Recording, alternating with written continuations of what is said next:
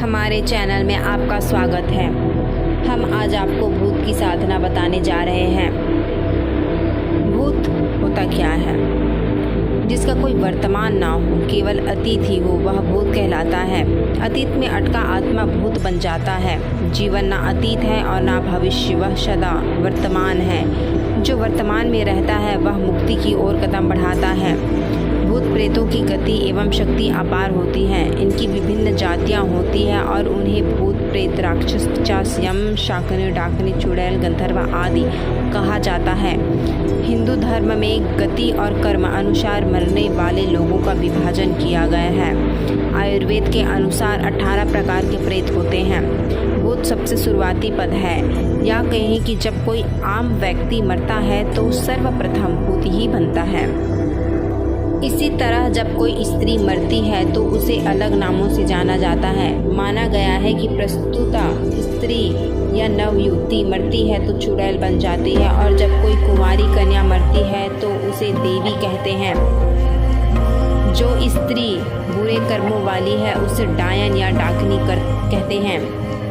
इन सभी की उत्पत्ति अपने पापों, व्यभिचार से, अकाल मृत्यु से या श्राद्ध ना होने की वजह से होती है। 84 लाख योनियाँ, पशु योनि, पक्षी योनि, मनुष्य योनि में जीवन यापन करने वाली आत्माएं मरने के बाद अदृश्य भूत प्रेत योनि में चले जाते हैं। आत्मा के प्रत्येक जन्म द्वारा प्राप्त किया जीव रूप को योनि कहते हैं। प्रेत योनि में जाने वाले लोग अदृश्य और बलवान होते हैं, लेकिन सभी मरने वाले इसी योनि में नहीं जाते, और सभी मरने वाले अदृश्य तो होते हैं लेकिन बलवान नहीं होते। यह आत्मा के कर्म और गति पर निर्भर करता है। बहुत से भूत या प्रेत योनि में ना जाकर पुनः गर्भ धारण कर मानव बन जाते हैं। पितृपक्ष में हिंदू अपने पितरों का तर्पण करते हैं। इससे सिद्ध होता है कि पितरों का अस्तित्व आत्मा अथवा भूत प्रेत के रूप में होता है। गरुड़ पुराण में भूत प्रेतों के विषय में विस्तृत वर्णन मिलता है। श्रीमद् भागवत पुराण में भी धूंधकारी से प्रेत बन जाने का वर्णन आता है। पृथ्वी पर अनिष्ट शक्तियों का अस्तित्व विभिन्न स्थानों पर होता है। जीवित और निर्जीव वस्तुओं में वे अपने लिए केंद्र बना सकती है। जहाँ वे अपनी काली शक्ति संग्रहित कर सकती है उसे केंद्र कहते हैं। केंद्र उनके लिए प्रवेश करने का स्थान होता है तथा वे वहां से काली शक्ति ग्रहण कर अथवा प्रक्षेपित कर सकती हैं। अनिष्ट शक्तियां अपने लिए साधारणतः मनुष्य, वृक्ष, घर, बिजली के उपकरण आदि में केंद्र बनाती है। जब वे मनुष्य में अपने लिए केंद्र बनाती है तब उनका उद्देश्य होता है खाना पीना, धूम्रपान करना तथा लैंगिक वासनाओं की पूर्ति करना अथवा लेन देन खाता पूर्ण करना। मूलभूत वायु तत्व से बनने के कारण सूक्ष्म दृष्टि के बिना उन्हें देख पाना संभव नहीं होता। इसलिए आज मैं यहाँ अदृश्य शक्तियों को देखने का विधान दे रही हूँ।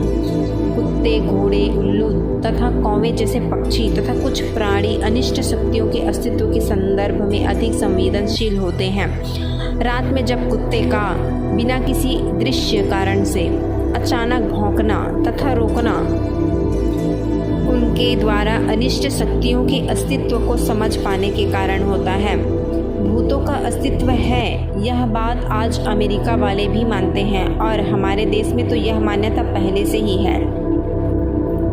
अब इसका विधि विधान ये है कि आपको सामग्री में लेनी है भूतकेशी नामक जड़ी, और इस जड़ी से निर्मित काजल, काली हकीक माला और भूत रक्षा कवच। विशेषतः यह सामग्री आवश्यक है। बिना सामग्री के साधन करने पर सफलता प्राप्त करना मुश्किल है। इस जड़ के काजल से अदृश्य शक्तियाँ आसानी से देखी जा सकते हैं, क्योंकि इस जड़ में भूत का अस्तित्व सबसे ज़्यादा होता है। यह दिव्य काजल आपके पास होना आवश्यक है। भूत रक्षा कवच यह जरूरी है, अन्यथा भूत प्रेत साधक पर हमला करते हैं, तो इससे पहले इसको धारण करना आवश्यक है और आप सुरक्षित रहेंगे। बिना सुरक्षा कवच की साधना करना नुकसानदायक है। यह साधना 3 दिन की है और इसे अमावस्या के दिन से 3 दिन पूर्व शुरुआत करना होता है। आखिरी दिन अमावस्या पड़ना चाहिए। आसन वस्त्र काले रंग के हो और दक्षिण दिशा की तरफ मुख होना चाहिए।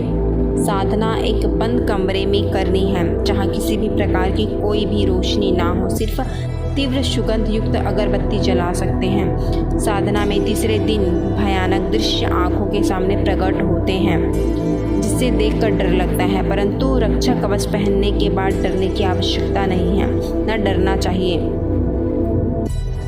जब भूत सिद्धि होती है तब साधक भूतों से मनचाहा कार्य करवा सकता है। आकर्षण, वशीकरण जैसे काम भूतों के लिए छोटा काम है, तो सोचिए क्या भूत क्या क्या नहीं कर सकते। इसलिए जीवन में भूत सिद्धि महत्वपूर्ण है।